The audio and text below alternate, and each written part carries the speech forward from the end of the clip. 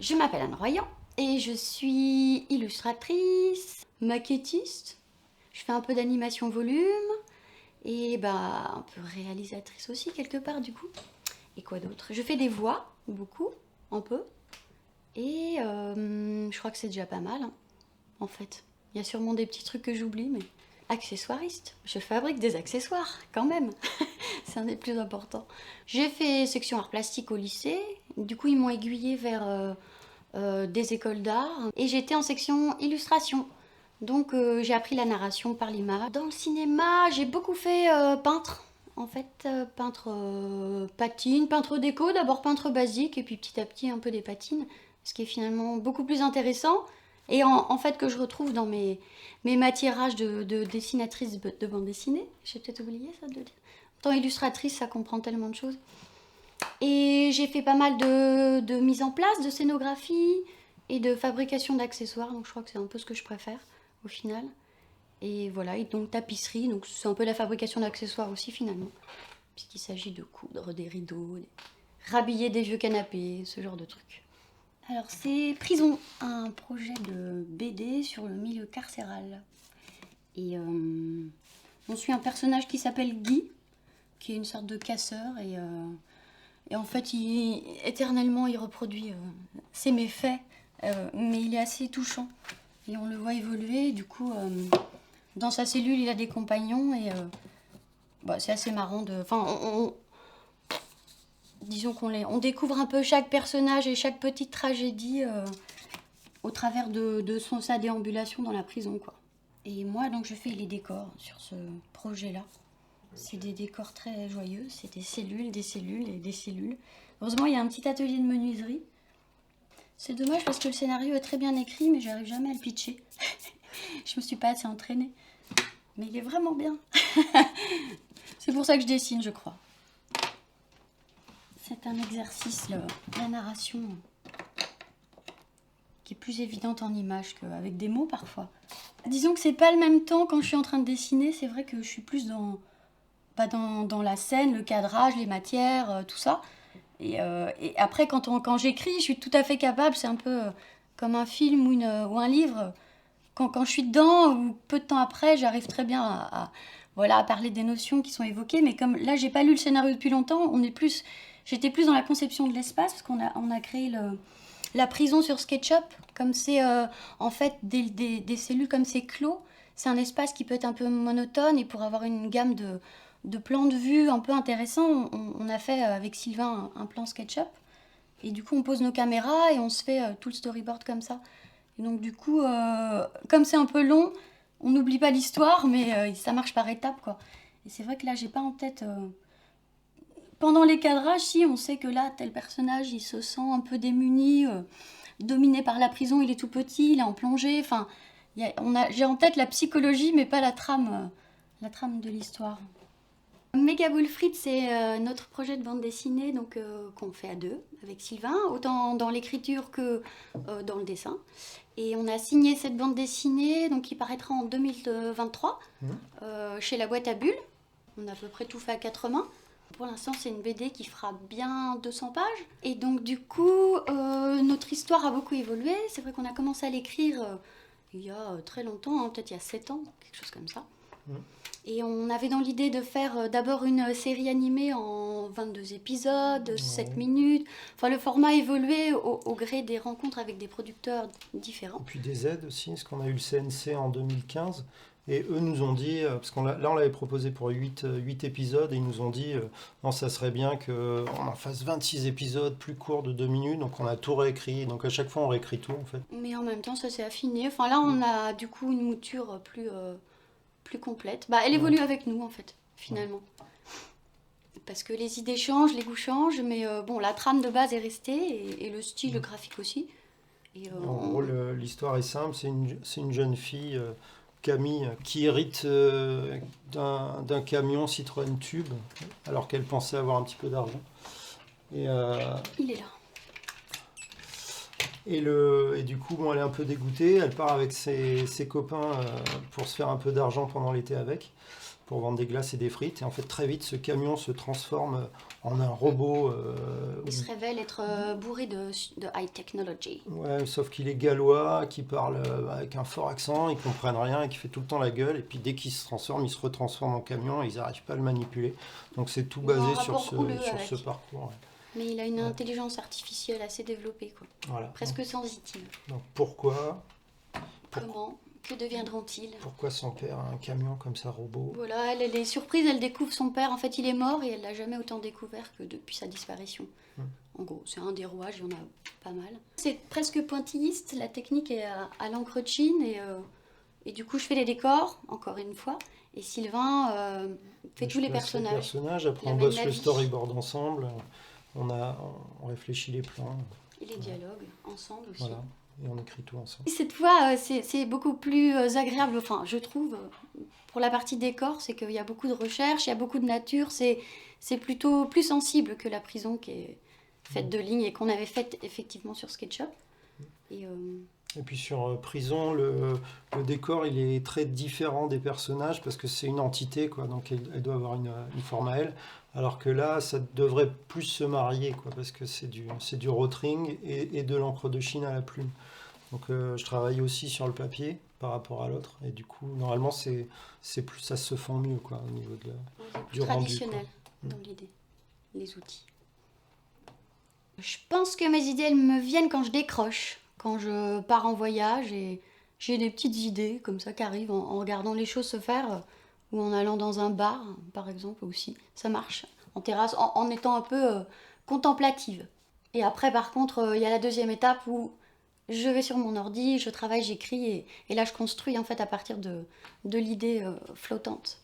Après, la créativité, parfois je dois produire, avoir l'idée, parfois je la mets au service des idées d'autres personnes, donc il y a un côté un peu repos pour moi. Donc créativité, après ça dépend ce qu'on met dedans, parce qu'on peut être créatif en faisant un gâteau aussi, c'est vrai, finalement, en jardinant, en faisant tellement de trucs qui sont pas forcément plastiques, je veux dire. Il y a plein d'artistes qui m'ont marqué, que ce soit en écriture, en film, en dessin, en BD. Je crois que les premiers, peut-être le premier c'est Roland Topor. Je me rends compte qu'il y a beaucoup de trucs comme Téléchat, des trucs que j'ai aimés, où finalement c'était Roland Topor.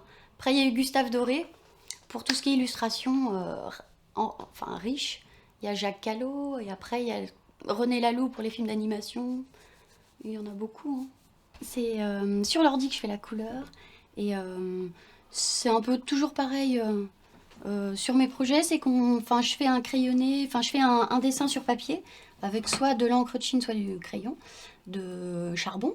Et ensuite, je les scanne et je fais la couleur en info sur l'ordi. Et comme ça me permet de chercher sans altérer le document de base, quoi. Et ça fonctionne par calque, Photoshop. Donc ce qui est bien, c'est qu'on peut mettre des effets spéciaux, travailler la lumière et les enlever, les remettre. Et voilà, isoler les personnages du fond, mettre des sfumato pour créer des profondeurs. Oui, toutes sortes de choses possibles. Et là, sur Prison, on est très simple. On a décidé de faire une prison froide, bleue, unicolore. Et il n'y a que les personnages vivants qui ont droit aux couleurs. Plus ou moins blafards, suivant leur état, d'ailleurs. Psychologique. Je pense que petit à petit, j'ai des gammes de couleurs qu'on retrouve. Enfin, je m'en rends compte là d'avoir fait plusieurs projets finis, aboutis et édités. Du coup, je me rends compte effectivement que j'ai mon petit mix, quoi. Mais après, ça évolue sans cesse, hein. C'est vrai que suivant la thématique, suivant la technique de base aussi, c'est pas pareil. Enfin, j'essaye de trouver des nouveaux trucs, ce qui est pas forcément évident, mais après, j'ai un projet Méga Bullfrite qui est quasiment en sépia, noir et blanc. Donc là, on a plutôt un travail d'ombre et de lumière.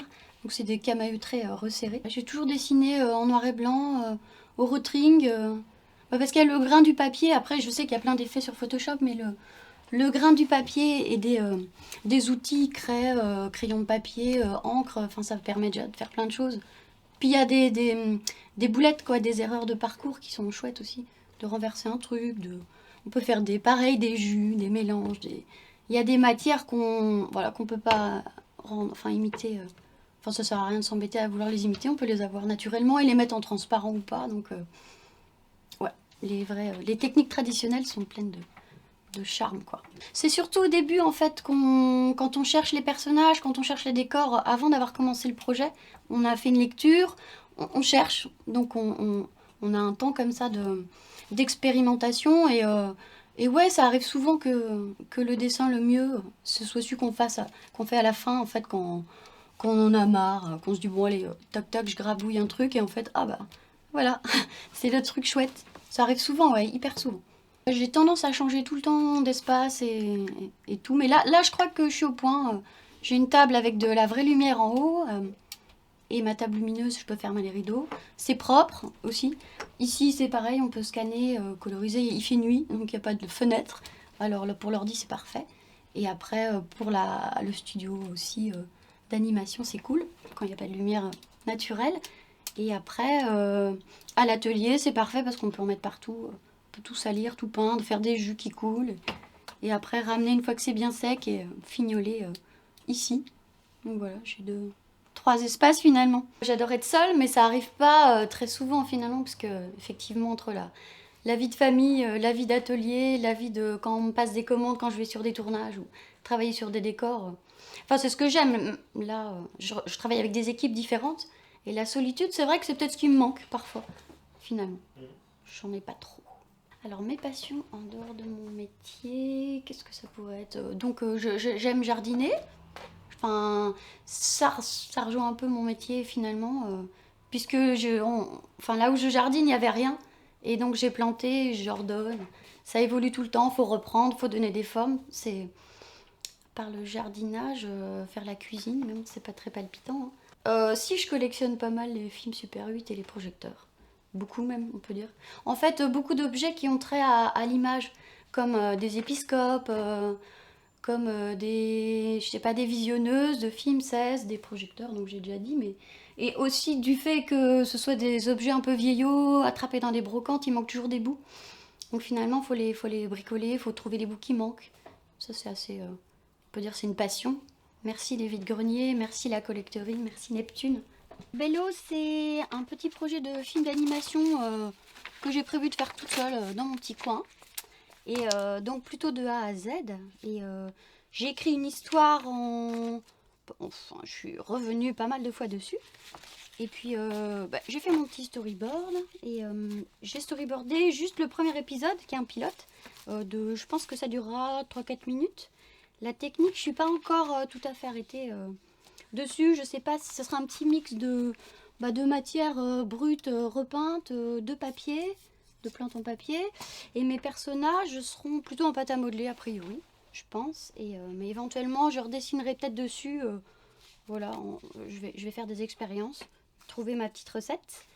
Et puis, mon histoire, elle est assez simple. C'est une petite limace vampire qui se réveille donc 100 ans plus tard, après qu'elle soit tombée dans un sommeil profond. Elle a un peu abusé d'un jus fermenté de plantes. Ici, j'ai que l'ancêtre, le premier que j'ai fait. Donc il n'est pas encore au teint blafard, il est un peu gris. Et bon, il est très sale, hein, la poussière est tombée dessus. En fait, le nouveau ressemblera pas exactement à ça. Dans la forme globale, oui. Mais après, pour pouvoir animer, j'ai construit tout autrement. J'ai fait un squelette avec des bouchons, des fils de fer. Et après, c'est habillé de pâte à modeler. Mais voilà, celle-ci ressemble un peu. Mais c'est pas le Bello final. Il y aura un petit mélange donc de techniques, comme je disais.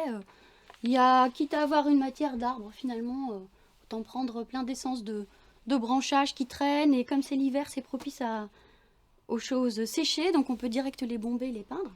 Donc c'est assez pratique. J'ai fait plein de petites compos, mais ça c'est plutôt des arrière-plans. Enfin, pour ce qui est des arbres, j'ai fait des arbres un peu plus finement faits, qui sont au premier plan, sur ma maquette qui est à la maison. Donc voilà, ouais, là il y a des petits éléments, mais il y a différentes échelles. C'est des petits feuillages que je vais après coller. Enfin, en gros, voilà, je vais faire des petites mises en place et après je rajouterai une espèce de grosse matière pour engluer le tout avec des petits lavis, des petits. Enfin, après, il y a toute l'atmosphère avec la lumière, avec sur place, une fois que quand j'assemble en fait tous les éléments que je fais ici un peu séparément, je voilà, relie l'ensemble. Avec des jus, des peintures, du sable avec de la colle, des matières. Et voilà, une fois que tout ça sera bien fixe et bien solide, je pourrai à ce moment-là trouver mon cadre et mettre mes petits personnages et puis faire mes premiers essais. Et bien comme c'est de la pâte à modeler, je vais animer mes personnages en les manipulant. Après j'ai des petits, parfois pour certaines scènes en suspens, j'ai des petits pieds lestés qui tiennent les personnages en l'air. Je ferai peut-être des fonds verts. Je pense que je vais faire une petite tambouille. Je fais très du mieux que je peux mes éléments, mais après je serai pas contre un côté un peu crado, un peu découpé, collé, petit micmac de matière et de technique. Voilà, j'ai pas trouvé la recette encore, donc pour l'instant c'est un peu vague. Mais voilà.